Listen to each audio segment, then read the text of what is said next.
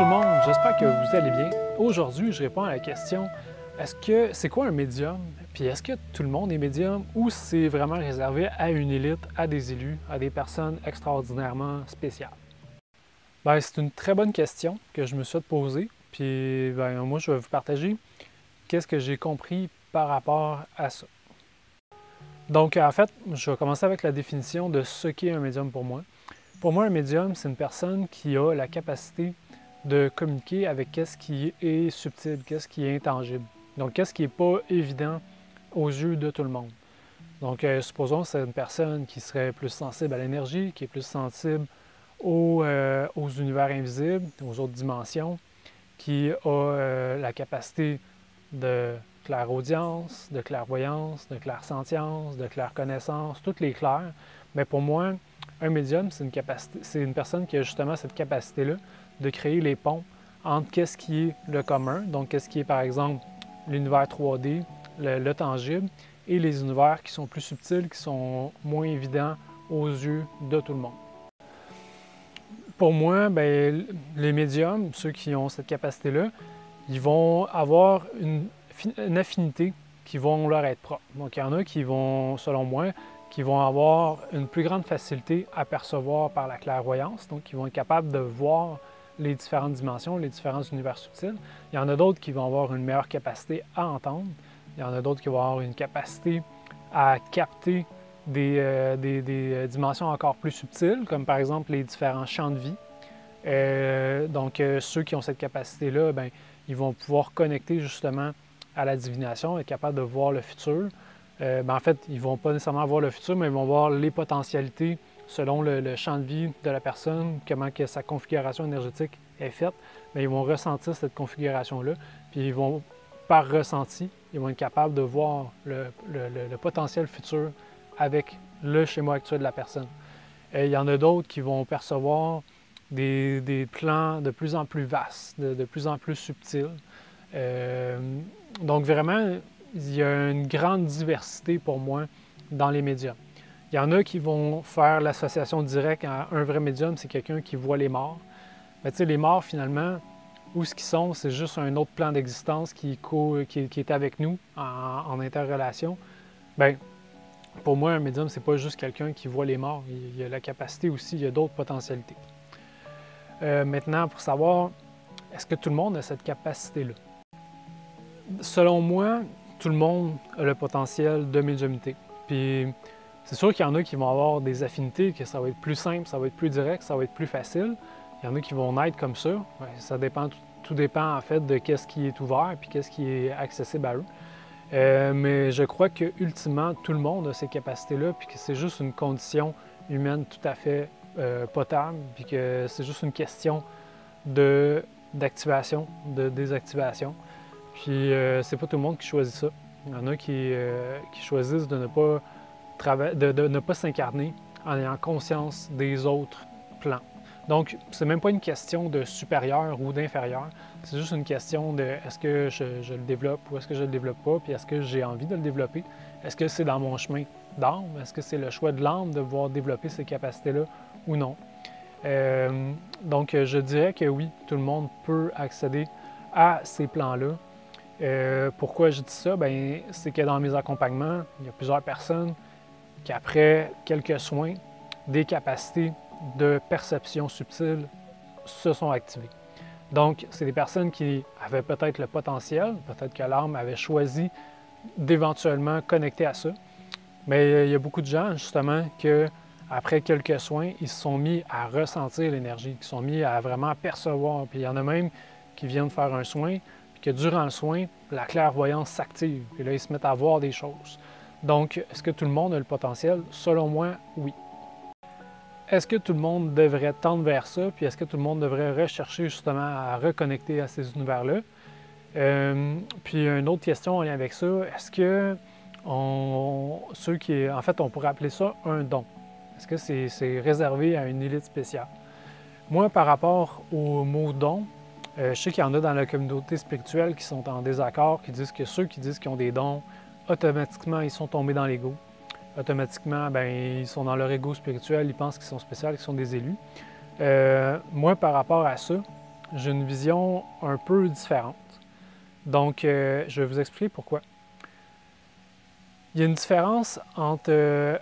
en fait, quand on va activer des dons, quand on va activer ces perceptions-là et qu'on n'est pas prêt, parce que ça vient avec une responsabilité. Supposons, moi, je me mets à percevoir tout d'un coup et que là, je perçois les pensées des gens, que je ressens les énergies, mais que dans mon cœur, je ne suis pas prêt à porter la responsabilité de mes actes si je perçois des choses que je ne suis pas prêt à accepter parce que, on va dire, je ne suis pas suffisamment bien aligné, je ne suis pas suffisamment dans mon cœur, je ne suis pas suffisamment dans l'amour, bien, je pourrais percevoir, par exemple, quelqu'un qui a des pensées qui ne me plaisent pas, puis réagir aux pensées de la personne qui ne me plaît pas pour l'attaquer, pour justement combattre, puis de vraiment l'utiliser avec mon ego.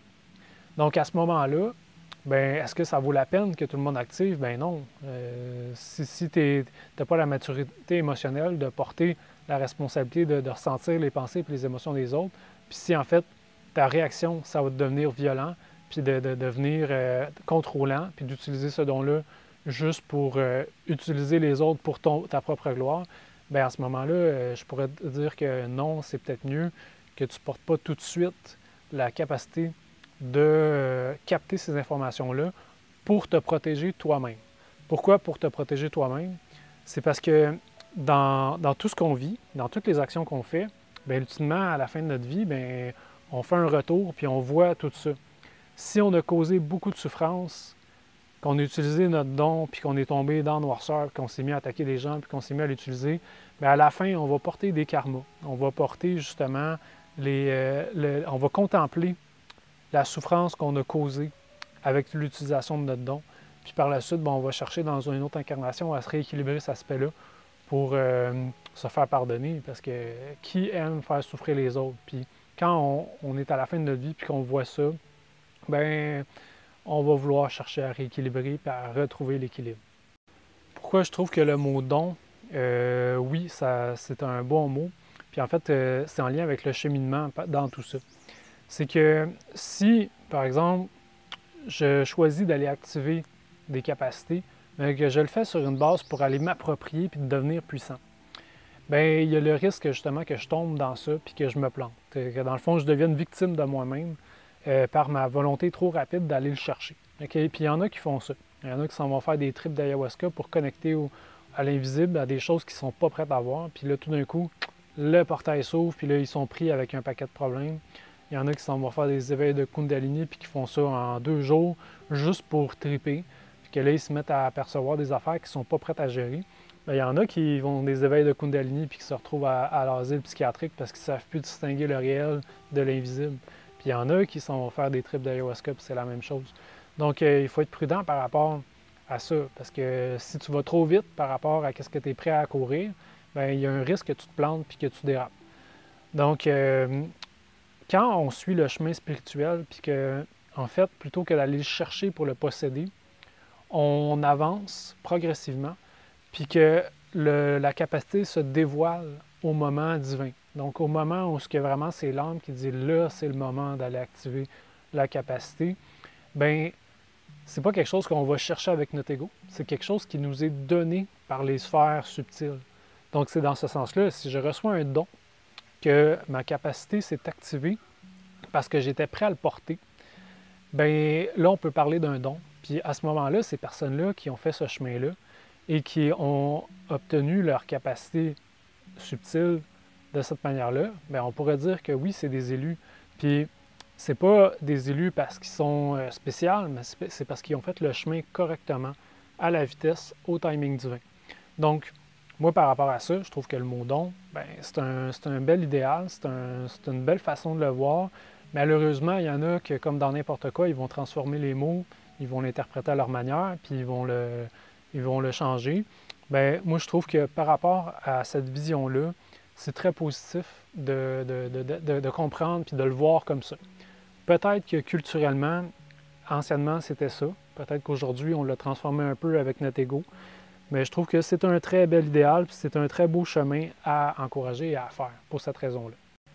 J'aime beaucoup l'image d'une série que j'écoutais il y a plusieurs années, Vikings, où ce que Ragnar, le roi viking, il dit qu'un vrai roi, il devient roi quand il est devenu suffisamment grand pour se pencher pour récupérer la couronne au sol, plutôt que d'aller la chercher quand il est au-dessus de lui.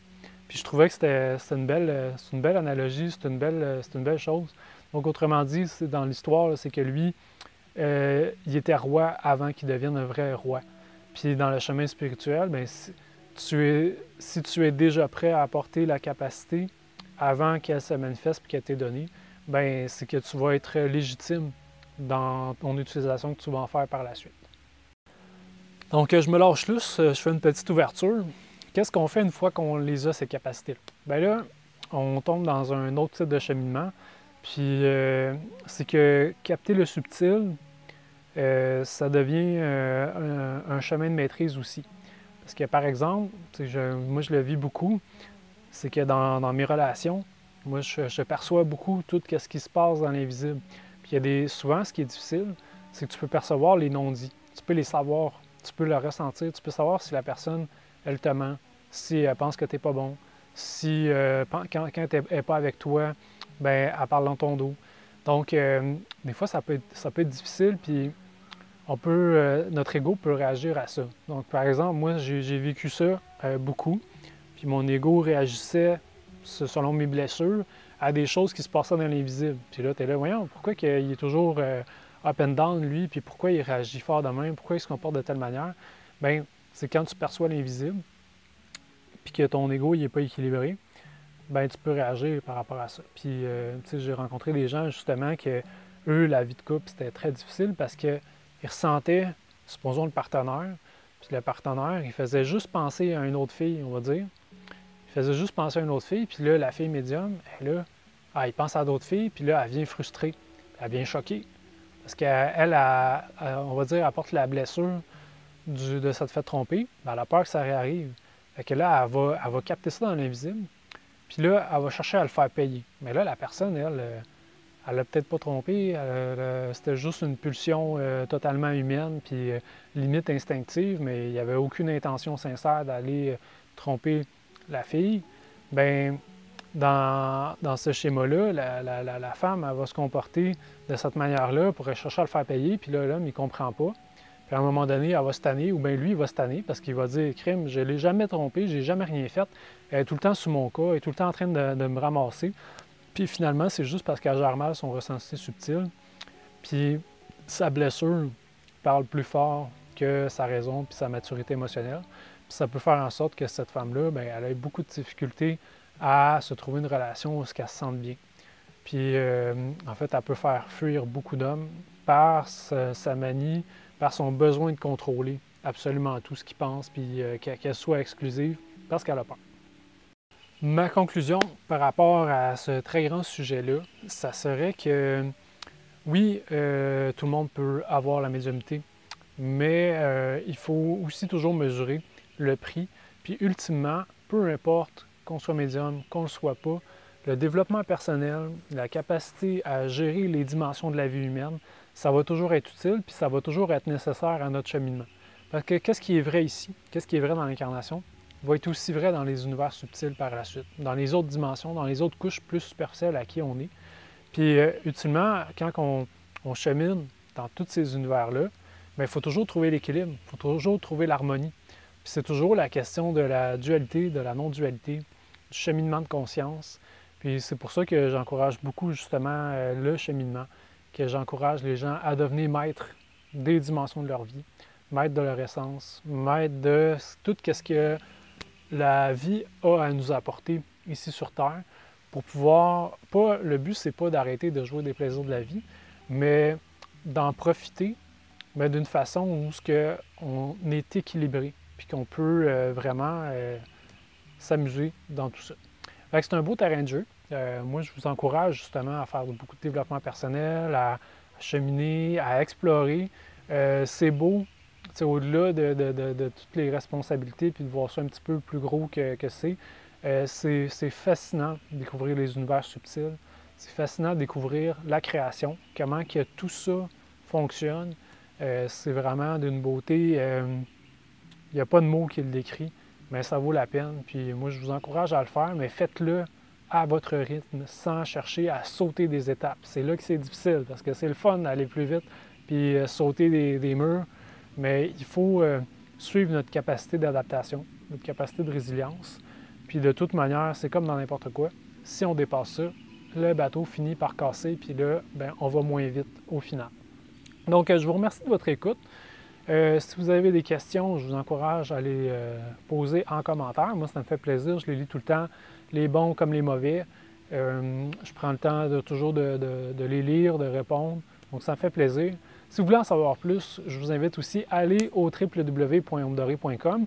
J'ai des ressources éducatives sur la spiritualité, la santé naturelle. J'ai plus qu'une centaine d'articles gratuits. Vous pouvez même vous inscrire à des programmes en ligne pour la circulation et l'équilibre énergétique. Allez-y, profitez-en. Sinon, je vous dis une très belle journée.